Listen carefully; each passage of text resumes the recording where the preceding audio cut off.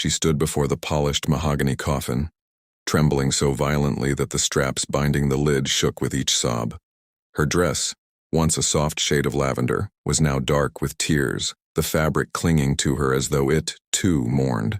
Every face in the small chapel was fixed on her, a mixture of pity and discomfort clinging to their features. The minister had paused mid-prayer. The congregation hushed beneath the weight of her words. "He's not dead," she whispered, voice cracking as though carried on the final exhale of sorrow. "He's still alive. He's inside."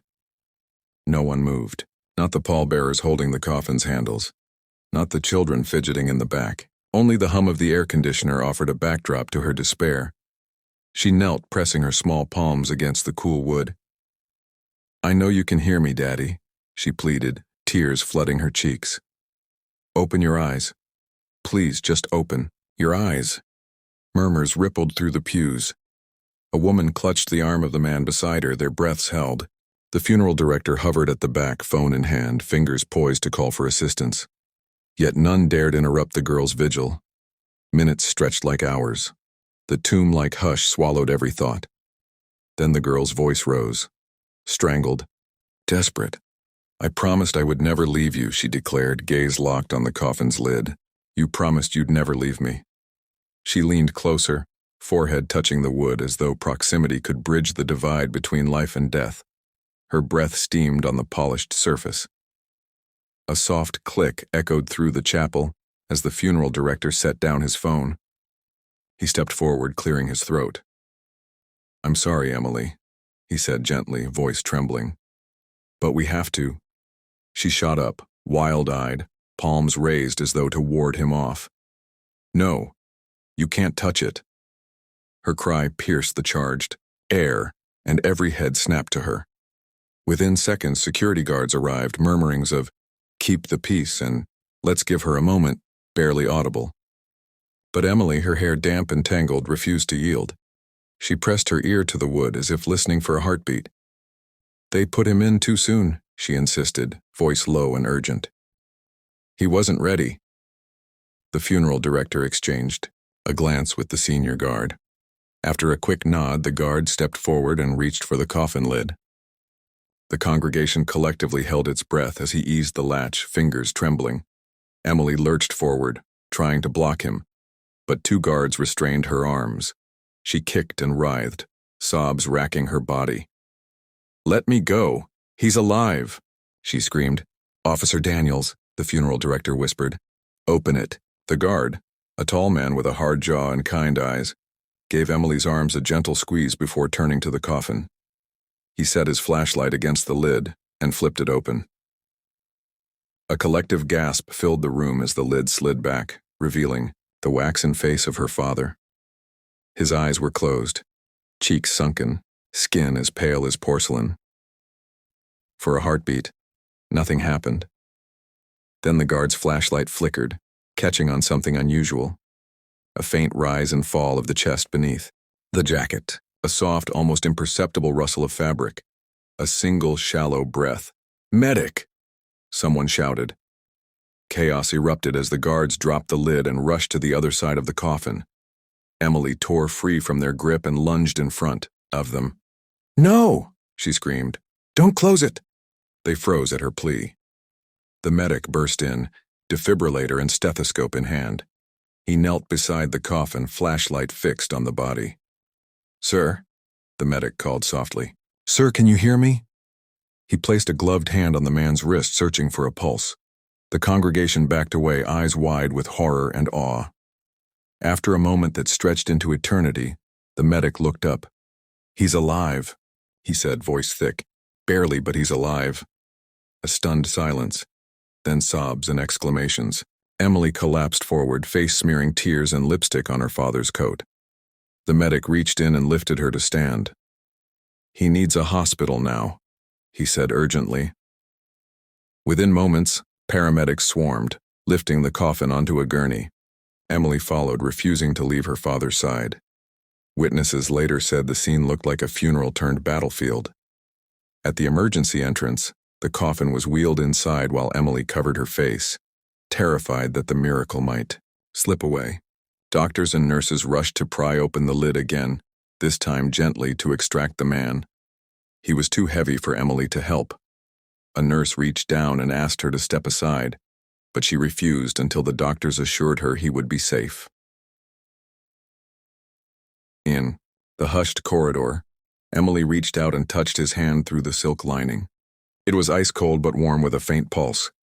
She placed her cheek against her father's wrist, listening, willing that tiny beat to become strong. "She's his daughter," a voice said. A doctor introduced himself as Dr. Harris and asked permission to treat him. Emily nodded, tears streaming. They transferred him onto a stretcher. Emily, hands wrapped around the side rails, rode with them into the trauma bay. Outside, the police captain, a stern woman named Ramirez, looked on. "Captain," Officer Daniels said, breathless. He was clinically dead. No pulse. Then nothing. Then breathing. Ramirez stepped forward, brow furrowed. "So he was declared dead?" "Yes," Daniels replied. "Certified by 2 doctors, then embalmed." Ramirez's face turned ashen. "This is a violation of every protocol." They both watched as Emily's father, still pale and weak, was whisked inside. Ramirez turned to Daniels. "Contact the medical examiner. We need to see how this happened." Inside the trauma bay, monitors beeped, IV lines dripped saline, and machines hummed. Emily sat in a plastic chair beside her father's stretcher, clutching his hand. The skin was cool, waxy, but undeniably living. A doctor approached. "Miss Emily," she said, voice hoarse. "Miss Emily, I'm Dr. Lawson. We're going to take care of him. Can I ask you what happened?" He gestured to the paramedics. "The stretcher, the frenzy. He had a heart attack 3 days ago," she explained between sobs. "He collapsed. The ambulance came. They pronounced him dead at the scene. The diagnosis was sudden cardiac arrest. They brought him to the mortuary." Dr. Lawson listened, expression grave. "And you knew he wasn't dead?" Emily nodded, glancing at her father. "He's strong. He always was. When I held his hand at the funeral, I felt him breathe." "Doctor," Lawson glanced at the monitors. "He's in a state of suspended animation. It's rare, but not unheard of. Hypothermia, low metabolic rate. The embalming chemicals may have preserved him long enough." Emily squeezed her father's hand. He fought to stay. Nurses and doctors continued their work. Dr. Lawson stepped aside to speak with Dr. Harris. Emily watched, tears falling. After what felt like hours, Dr. Harris emerged. He offered Emily a small smile. "We've stabilized him. He's responding to stimulants. He'll need intensive care." Emily's relief was so fierce it knocked her breath away. "Can I see him?" A nurse guided her to the bedside. Her father's eyes fluttered open. They were glassy at first, unfocused. Then they cleared as he recognized her. "Emily?" His voice was weak, as though gasping from a long swim. She dropped to her knees, pressing her face against his hand. "Daddy, you're alive." He tried to sit up. His nurse gently pushed him back. "Easy there. You're in the hospital." He tried again. "Funeral. Coffin." Emily took in a shuddering breath. "I won't let you go again." The doctors drifted back to their stations, giving her space. Her father's breathing grew steadier. He blinked at the fluorescent lights, then at her tear-streaked face. "How?" She kissed his hand. "I never believed it. I knew you'd come back." Word spread quickly. News vans lined the driveway, cameras rolling as Emily's father was transferred to an ICU room. Reporters shouted questions. Emily stood outside, shielding her eyes from bright lights. Later, when visitors were allowed, the funeral director came. He offered Emily a folded flag. "In case you want to memorialize the day," he said awkwardly. She refused, hugging him instead. "No, today is for life." Police Captain Ramirez took Emily aside. "You did the right thing, calling us." Emily nodded. "I had to trust my heart." Ramirez managed a small smile. "We'll get to the bottom of how he was declared dead, but for now, he's alive. And so, In a small hospital room filled with the soft hum of machines, a daughter and her father reclaimed each other. The coffin remained in the morgue, an empty shell that had carried the living and terrified an entire community. Emily visited her father every day, reading books at his bedside, telling him stories of school, of friends, of the world that had continued without him.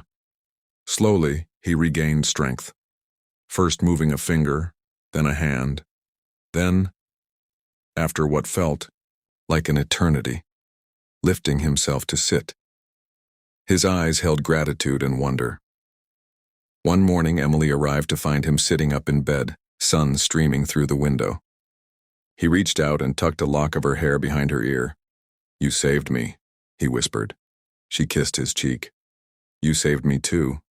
I almost lost you." He closed his eyes, a peaceful expression settling. "Let's go home." In the days that followed, the police investigation determined a catastrophic medical error had led to his premature declaration of death. The hospital faced lawsuits, protocols were overhauled, and funerary services nationwide revised procedures for body confirmation. Yet none of it mattered to Emily and her father. The day he left the hospital, Emily helped him into a wheelchair. Tears of joy streamed down her face. A crowd of reporters gathered, but they didn't see the real miracle unfolding. She guided him toward her mother waiting by the doors. As they stepped into the sunlight, the world seemed to exhale. He took his daughter's hand. "I thought I was gone," he said quietly. "You weren't," she replied. "Not as long as I believed." They walked toward home together. Two survivors bound by love and an unbreakable bond.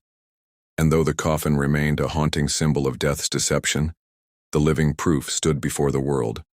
A daughter's faith had resurrected her father from the edge of oblivion.